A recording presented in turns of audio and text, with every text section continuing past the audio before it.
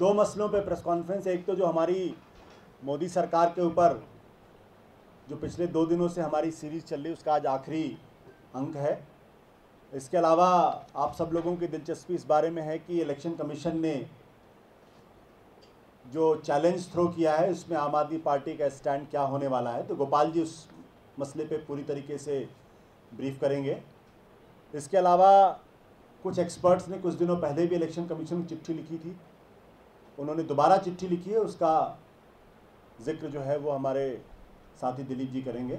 सबसे पहले मैं मोदी जी के 3 सालों के ऊपर आपको ब्रीफ कर दे रहा हूँ।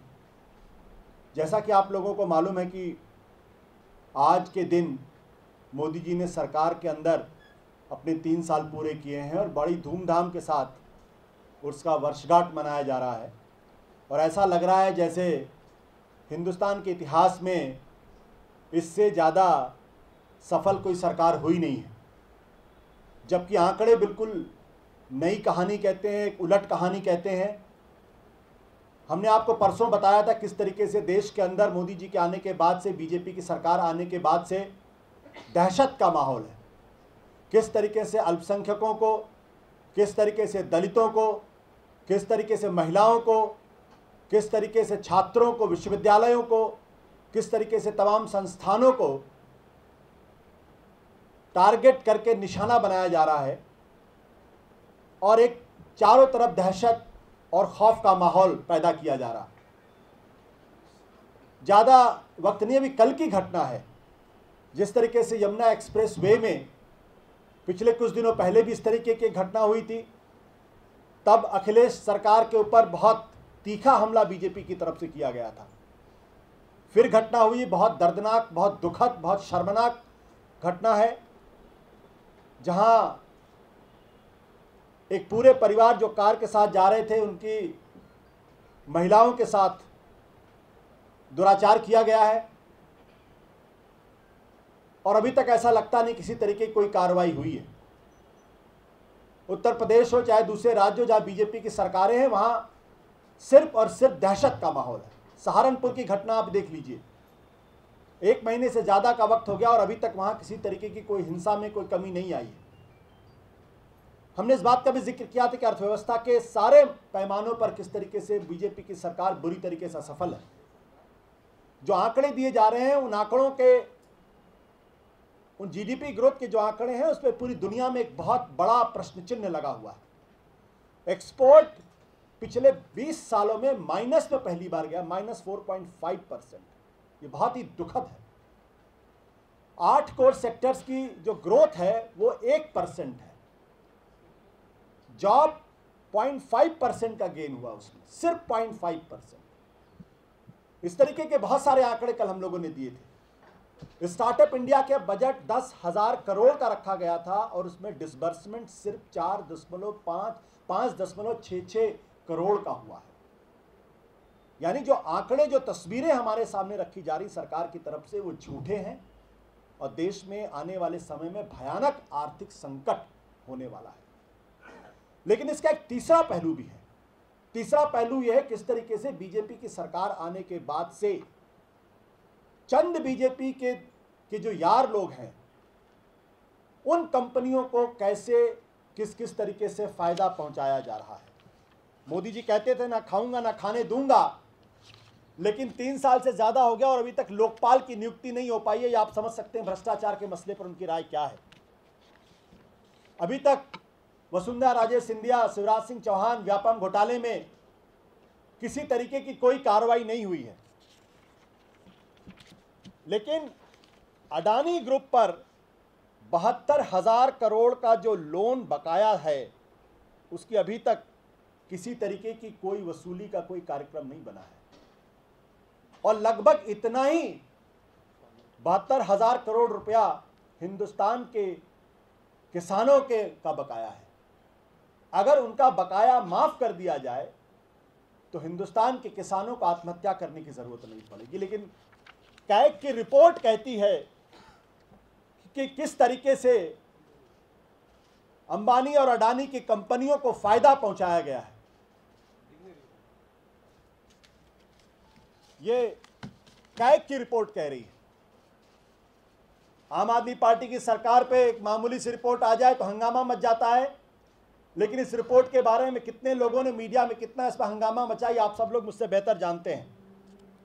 5,000 करोड़ का नुकसान सिर्फ कैग ने बताया है कि किस तरीके से जो अडानी एनर्जीज और मुकेश अंबानी की रिलायंस इंडस्ट्रीज को फायदा पहुंचाया गया।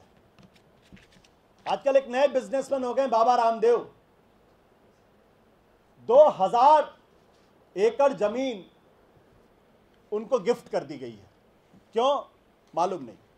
और अचानक पिछले 3 सालों के अंदर जो फोर्ब्स की टॉप बिलियनर्स लिस्ट आती है उसमें उनका नाम शुमार हो गया। 10,000 करोड़ का टारगेट लेके वो चल रहे हैं।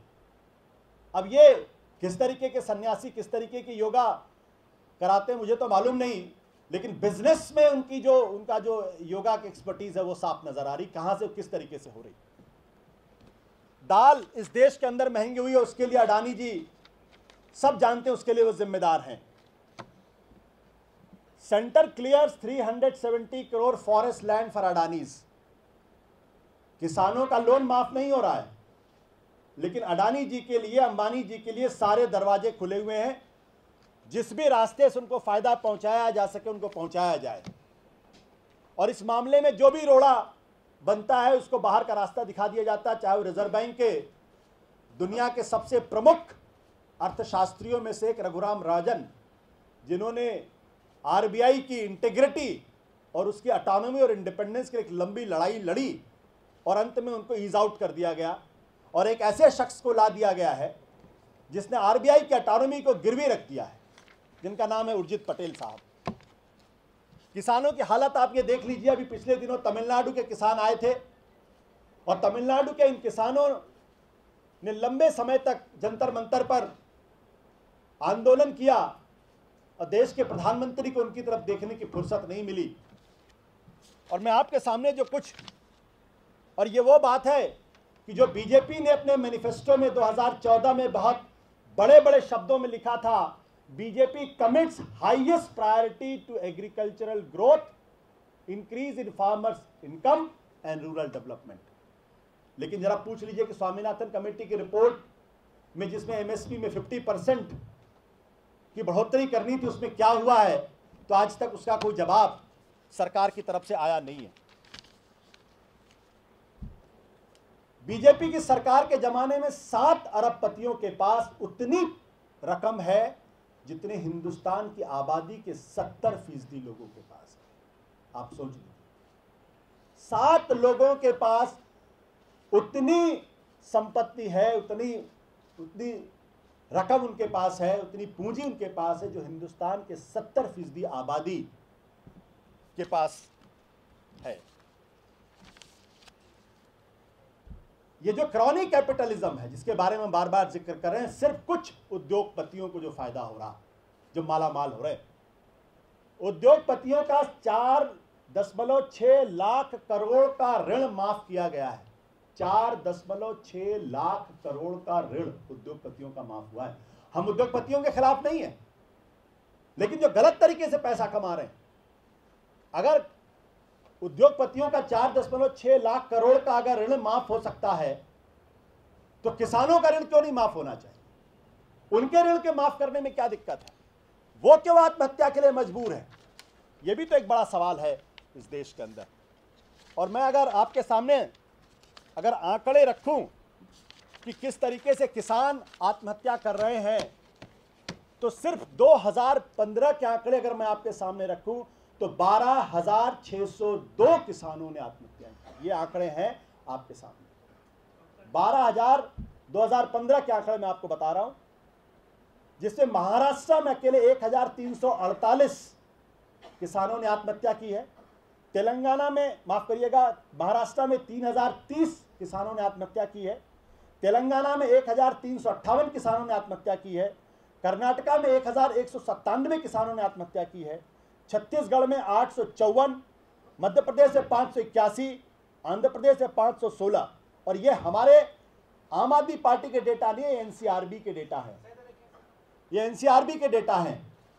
तो अगर उद्योगपतियों का 4.5 लाख करोड़ का कर्ज अगर माफ हो सकता है, तो किसानों की आत्महत्या से बचाने के लिए उनका कर्ज क्यों नहीं माफ होना चाहिए? ये सवाल ये दिखाता है कि ये सरकार दरअसल कुछ उद्योगपतियों के लिए काम कर रही, उनको फायदा पहुंचाने के लिए काम कर रही, उनको मालामाल करने के लिए काम कर रही है।